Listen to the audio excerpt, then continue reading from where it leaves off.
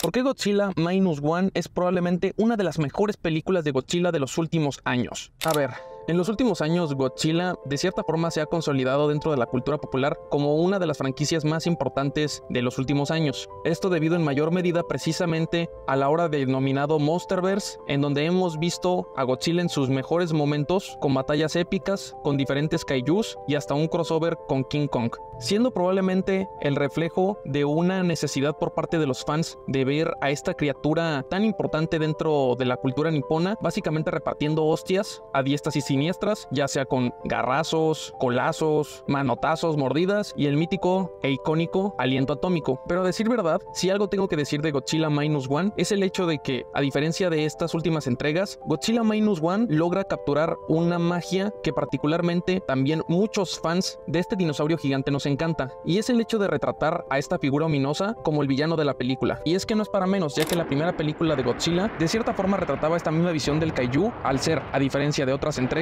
básicamente una calamidad, una desgracia y una fuerza de la naturaleza inamovible de la cual no tenemos escapatoria. Y es que, a decir verdad, me gusta esa visión de Godzilla, un ser o una entidad incapaz de razonar y de la cual lo único que podemos hacer es esperar lo mejor y prepararnos para lo peor, ya que igual que otros fenómenos de la naturaleza, como los huracanes, como los tsunamis, como los terremotos o como los tornados, Godzilla representa el miedo inerte a no tener el control de los elementos y cómo estos pueden jugarnos en nuestra contra, siendo un retrato de la impotencia que genera el ser presas de un ente como es Godzilla. Porque sí, en otros retratos de Godzilla en la década de los 80, década de los 90, Godzilla siempre fue una fuerza imparable que de cierta forma inspiraba tanto terror así como respeto. Bien se ha retratado precisamente en varias de las películas hollywoodenses, en donde Godzilla, a pesar de la fuerza ominosa que representa y el rastro de destrucción que deja a su paso, este a su vez forma parte de un ecosistema aún más grande, en donde, siendo una criatura mitológica y el alfa por excelencia, este es despertado solo para combatir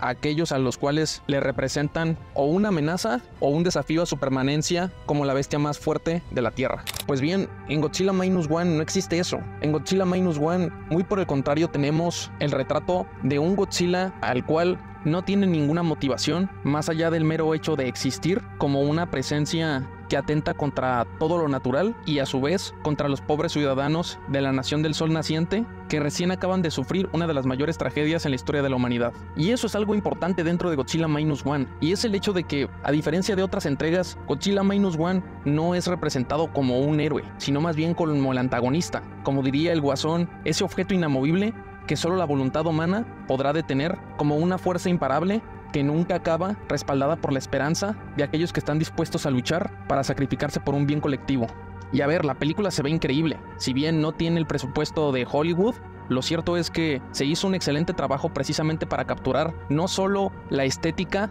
de la época, sino además la figura de una presencia tan imponente y aterradora como lo es Godzilla, en unas circunstancias en las cuales él es la amenaza y no el salvador que nos llevará a un mejor futuro. Y a pesar de que el hecho de que la película tenga por título Godzilla, también es cierto que sabemos que en muchas ocasiones, o al menos así lo siento yo, dentro del Monsterverse no es como que haya tramas increíblemente bien desarrolladas o, en su defecto, que tenga la capacidad para poder lograr que el gran público empatice con sus personajes, algo que, al menos a título personal, Godzilla Minus One sí logra conmigo. Godzilla Minus One no solo quiere retratar el terror de lo que supondría la llegada de una criatura la cual no tiene motivaciones y su único objetivo es existir en un mundo donde cada paso que da representa la muerte de decenas de personas. Pues bien, en Godzilla Minus One tenemos una trama que, aunque a decir verdad puede contener una cierta dramatización fruto precisamente del cine japonés, no por ello es despreciable, pues logra encapsular temas tan importantes como el honor, la desilusión de la pérdida tras la guerra, con la caída de las bombas en Hiroshima y Nagasaki, sino que además logra conmover, creo yo, a propios y extraños, con un protagonista que en cierta medida tiene uno de los mejores arcos para una de estas películas, que mantiene con soltura toda la historia, y es que, siendo un expiloto de un caza kamikaze, a pesar del hecho de estar destinado a un trabajo que le costará la vida, hasta pequeños vistazos de lo que representa precisamente esta clase de individuos dentro de una sociedad japonesa derrotista, pasando por por los traumas generados a partir del terror y la indecisión de no haber cumplido con su deber en una situación límite donde obviamente no iba a salir victorioso, no solo por su trabajo, que era ser piloto de un avión kamikaze, sino desde su incapacidad por hacerle frente a la criatura en los primeros minutos de la película, reviviendo una y otra vez ese fantasma de su pasado, donde no solo lo persigue la vergüenza, sino también el miedo de volver a reencontrarse con Godzilla, y que este a su vez se ve potencializado con el regreso de la criatura, hace de esta película